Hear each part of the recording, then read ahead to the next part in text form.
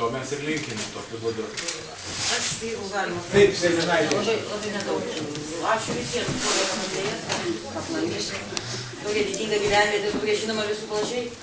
Ir tokia, kadangi Erika pasakė, aš apie šitą pastatą, šitas pastatas verkiant, reikalingas remonto, gal matė, kaip gražu. Nekoks tai teks, ne? Nekoks. Tai būtų malonu, jeigu kad, kaip tai galima būtų lėšų gauti, kiek tai. Nes seniūnas prašo, eina į seniūnas šaunuolis yra įspalėta. Biški mažau, kaip tai yra skiriama mums. Taip, vienas dalykas, kitas dalykas būtina yra mūsų, kadangi yra daug kaimo, 19 kaimo yra,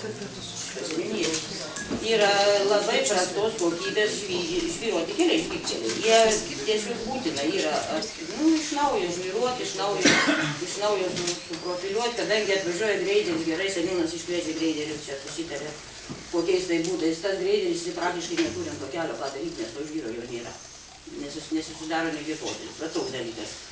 Yra ir trečia, čia nežinau, gal ir neprieštarausiu ir mūsų bendruomenė, ir Erika, turim tokį prašymą, mūsų probleminė, ta gyvenvietė yra daug šeimų, yra nelabai kokių šeimų. Kada bus atkeliamos naujos šeimos, kad nors galėtume ir mes kaip bendruomenė kaimo dalyvauti ir pasižiūrėti visoje toj procedūroje šitoj atkėlimų gyventojų, nes vis tik mums reikia gyventi šeimus. Ir mūsų čia yra problema. Ir čia problemų yra daug, ir čia dabar neseniai buvo, čia nėra reikia vardinti. Visi žino, kad tokie dalykai, kas priklauso daugiau, tai ką aš čia tik iškepta esu, nieko lauko, nėra jokių pasiekimų, nėra kol kas darysiu centras. Ačiū visiems, kad aplankyti. Ačiū saviems žmonėms, ačiū, kurie padeda man atminti. Čia jauna, kaip sakė seniūnaitė, padarė didelį kontaktą, pagyrė seniūną, geriau reikėjo derlių rašyti seniūną. Iš manęs čia surežisuota viskas. Jo, čia dabar blogiau jam padarė. Nesvarbu, ką padariau, gal ir blogiau, bet iš šito tikrai nebus iš mano. Čia skolka.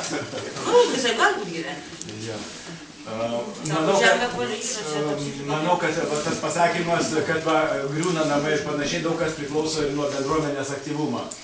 Jeigu bendruomenė bus aktyvi, galės dalyvauti įvairiuose projektuose. Projektai nėra vien vietos projektai, vietos veiklos grupės projektai. Yra įvairių tų projektų ir galima truputėlį surasti.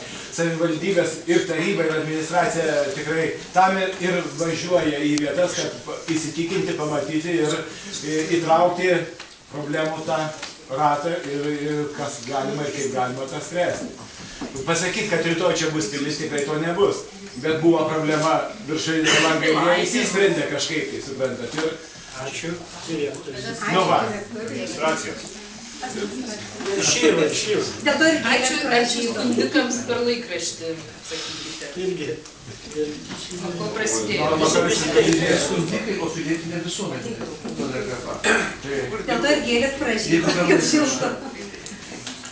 Šiaip manykime, kaip ten bebūtų, tikėkime, kad bendruomenė įtrauks į savo veiklą ir visus tuos probleminius žmonės, neatsiriboti nuo jų, o juos ieškoti, kaip patraukti į bendruomenės veiklą, į bendruomenės renginius.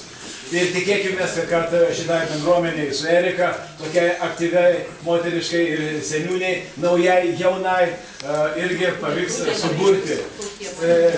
Seniūnas yra jūsų tik įrankis, jūsų veiklai, kaip sakant, plėtoti. Jūsų iniciatyva, jūsų norai ir tampa tuo, ką gali prisidėti per valdžios santykius pats seniūnas. Jeigu norėsite, tai ir bus. Svarbiausia, turėkite norų didelių.